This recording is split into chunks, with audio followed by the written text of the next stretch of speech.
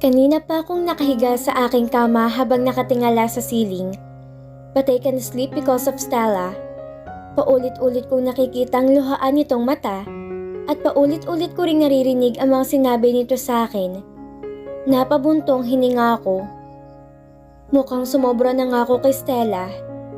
Bumaling ako sa kaliwang panig ng aking higaan para subukang pumikit, but every time I close my eyes, I see my girlfriend's face while crying because of so much pain.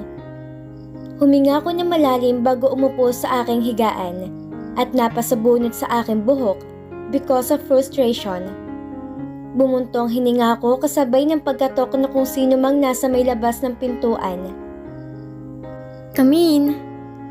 Utos ko sa kung sino mang kumatok habang nakayuko pa rin at nakasubunot ang dalawa kong kamay sa aking buhok.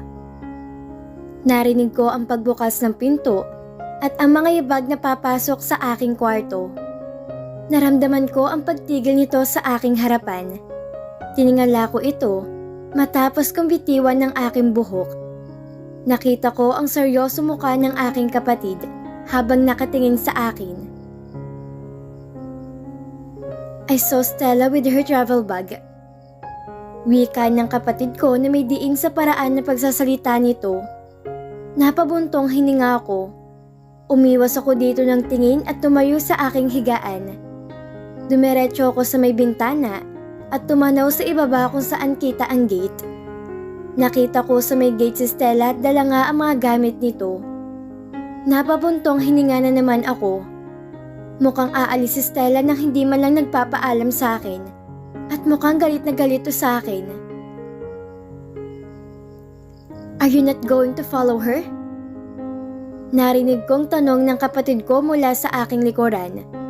Mukhang nawala na ito ng pasensya. Tumingin naman ako kay Stella na sa mga oras na yon ay pasakay na sa pinara nitong taxi. No. Baliwalang sagot ko sa kapatid ko. Maybe it is not the right time para mag-usap kami ni Stella.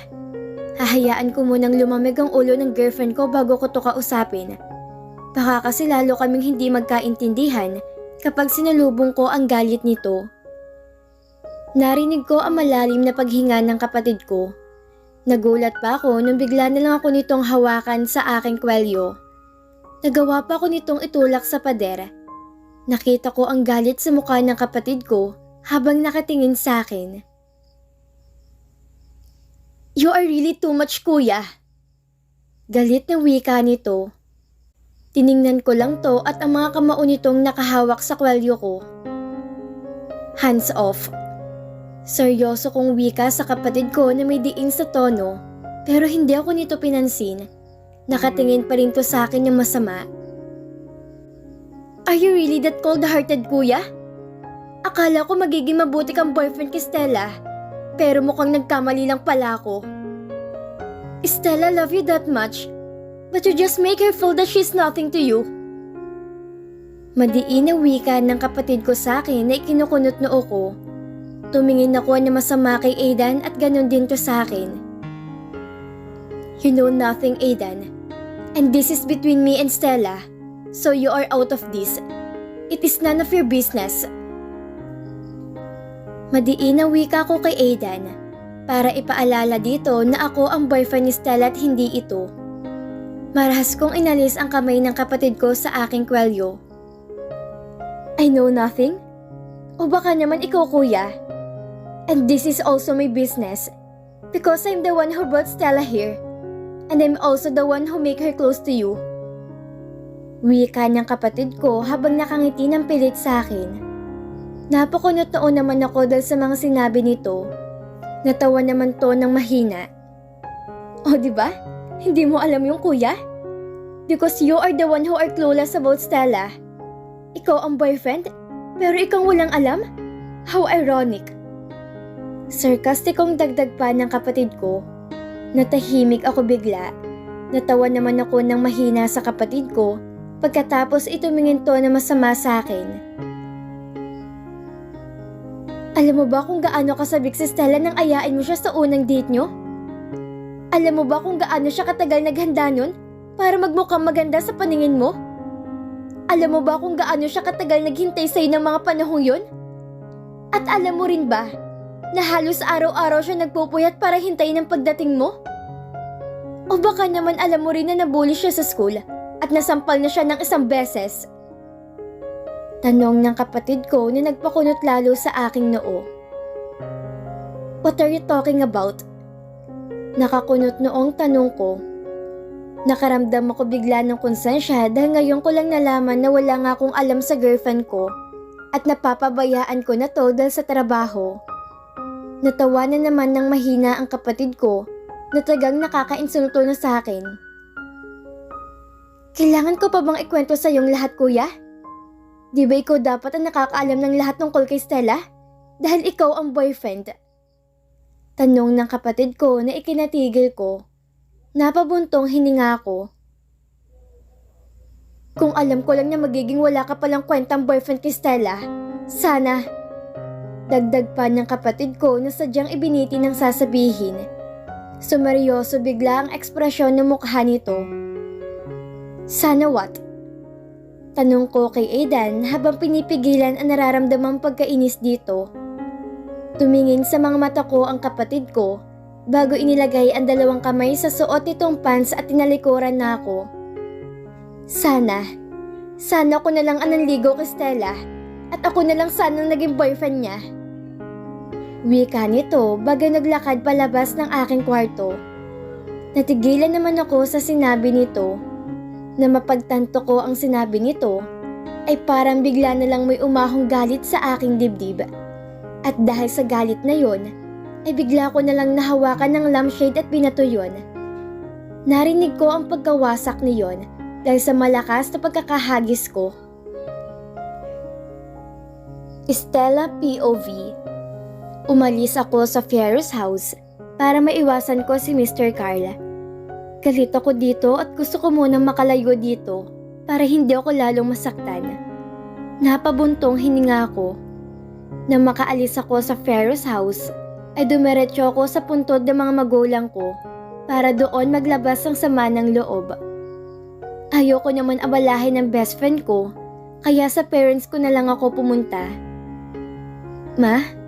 Pa? Alam niyo bang in love ang anak niyo? Kaya lang nakakainis yung lalaki na gustuhan ko. Kasi lagi nilang busy sa work. Sa tingin niyo ma, mahal niya kaya talaga ako?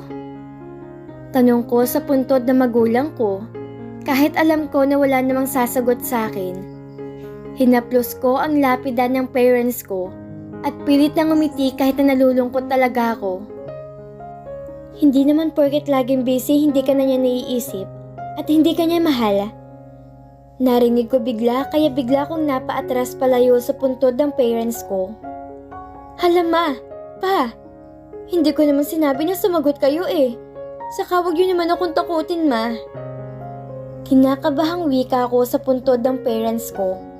Nakarinig naman ako na mahinang pagtawa. Napakunot noo ako. Mukha ba akong multo? Tanong ulit na natatawang boses sa may likuran ko.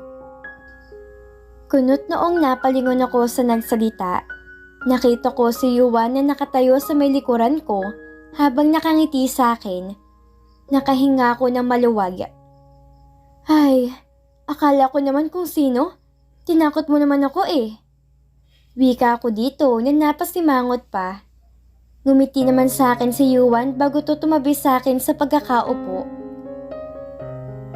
Nag-away ba kayo ng boyfriend mo? Tanong nito nung ngumiti pa sa akin. Hindi ako nakaimik at umiwas dito ng tingin. Bumuntong hininga ako. Narinig ko naman na tumawa ng mahina si Yuan. Lover's quarrel. Narinig ko pang usal nito. Bakit nga pala nandito ka? Huwag mong sabihin na naligaw ka na naman. Nangingiting tanong ko kay Yuan para umiwas ang tanong nito kanina. Ngumiti naman si Yuan pero parang biglang nailang sa itinanong ko. Hindi, talagang dito ang punta ko. Sagot nito na nagpakunot noon naman sa aking noo. What do you mean? Sinundan talaga kita dito. Sagot nito na napakamot pa sa batok bago umiwas sa akin ng tingin. Ha? Huwag mong sabihin na sinundan mo ako dahil may gusto ka sa akin. Kunot noong tanong ko habang kinakabahan din sa magiging sagot nito. Natawa naman na malakas si Yuan. Napasimangot naman ako dahil sa naging ekspresyon nito. Anong nakakatawa sa tanong ko? Nakalabi na tanong ko pa dito. Natatawa pa ring tumingin to sa akin. Natatawa lang ako sa tanong mo. Ang assuming mo ha? Mabuti na lang at hindi tayo talo. Wika nito na ginulo pa ang buhok ko. Natigilan ako sa sinabi nito. Don't tell me bakla ka. Gulat na tanong ko kay Yuan. Ito naman ang natigilan na wala ang pagkakangiti nito. Of course not. Hindi naman porket sinabi ko na hindi tayo talo ay ibig sabihin ibakla na agad ako. Hindi ba pwedeng may iba pang dahilan? Tanong nito na tumingin pa sa mga mata ko pagkatapos ay umiwas na to ng tingin sa akin. Yuan POV. Madilim ang paligid dahil alas 6 na rin ng gabi at bahagyang umaambon nakikita ko ang butil ng ulan sa salamin ng aking kotse habang nakatingin sa isang pamilya na bumibili ng pagkain sa gilid ng kalsada. Masayang tiningnan ang mga ito. Napangiti ako ng pilit sa nararamdaman kong galit sa mga ito. Nakita ko na sumakay na ang mga ito sa kotse at sinimulan na yung paanda rin. Binuksan ko ang pinto ng aking kotse para makasakay na at sundan na ang pamilyang kinamumuhian ko. Pagbabayaran yung ginawa niyo sa akin. Galit na bulong ko sa aking sarili. Naramdaman ko ang pagtulo ng aking luha. Agad ko namang pinahid yun at pinaandar ng aking sasakyan. Nagulat ako na may umagaw na kamay sa aking manibela. Kinabahan ako dahil nagpagewang-gewang ang aking kotse. Nakikita ko ang itim na kotse na nasa unahan ko. Tumigil ka! Sigaw ko sa umaagaw na manibela sa akin. Di ba gusto mo silang patayin? Pwes, patayin mo na sila. Sigaw nito sa akin. Natigilan ako kasabay ng pagbabalik ng galit sa aking dibdib. Hindi! Sigaw ko kasabay ng malakas na pagtama ng aking kotse sa unahang kotse. Nakita ko ang pagsabog ng kotseng nasa unahan ko. Napaluha ako at napabalikwas ako ng bangon. Nananaginip lang pala ako. Napasabunot ako sa sarili at naramdaman ko ang pagtulo ng aking luha. Halos gabi-gabi na lang binabangungot ako ng nakaraan na gusto ko nang kalimutan. Napatingin ako sa side table nang marinig ko ang pagtunog ng aking cellphone. Nakita ko na may tumatawag mula roon. Hello? Sagot ko sa kabilang linya. Narinig ko ang pagtunog ng mga baso mula sa kabilang linya at ang maingay na musika. Mukhang nasa isang bar ang kausap ko. I guess you are getting close to her. Baka naman nakakalimutan mong pinagkasundoan natin. Narinig kong wika ng nasa kabilang linya. Napabuntong hininga ko at napasabunot ulit sa aking buhok. I never forget. Athena POV. Busy ako sa pag-i-stalk kay Leonard sa Facebook dahil baka may in-upload na naman tong picture kasamang ibang babae. Napasimangot ako na makita ko ang picture na in-upload ng kamag-anak nito, nakasama si Leonard at si Stella. Mukhang nasa business gathering ang mga to. Nawala sa cellphone ko ang aking atensyon nung makarinig ako ng katok sa pinto ng aking kwarto. Pasok! Naiirit akong wika sa kung sino mang istorbo sa ginagawa ko. Pumasok naman si Margot sa aking kwarto habang nakangiti. Well, magkakasama kami ng aking mga kabitches sa Sinakat at Margot sa isang apartment. Sinamaan ko ng tingin si Margot. Bakit ka ba nangiistorbo ha? Masungit na tanong ko dito. May bisita ka? Sobrang gwapo sis. Sabi ni Margot na hindi napigilan ng kilig. Naisip ko na baka si Leonard lamang yon. Kaya walang tanong-tanong na nagmamadali akong lumabas ng aming apartment. Nang makalabas ako ng apartment, ay bigla kong natigilan na makita ko ang isang gwapong lalaki na nakatayo sa harap ng kotse nito. Natulala ako dahil sa kagwapuhan nito. Sino ka? Bakit mo ako hinahanap? Nauutal ko pang tanong dito. Hindi ko maiwasang hindi mamangha sa kagwapuhan nito, lalo na't nakasuot to ng business attire. Tumingin to sa akin ng seryoso at mukhang nagbabanta pang mga tingin. Pero imbis na kabahan ay napangiti pa ako. Hindi ko alam kung bakit ako kinikilig. Don't you ever lay your finger to my girlfriend again. Madiin itong wika bago ako baliwalang iniwan. Napasunod na lang ako ng tingin sa palalayo nitong kotse. Napangiti na naman ako habang iniisip ang mukha ng lalaking gwapo. I should know him.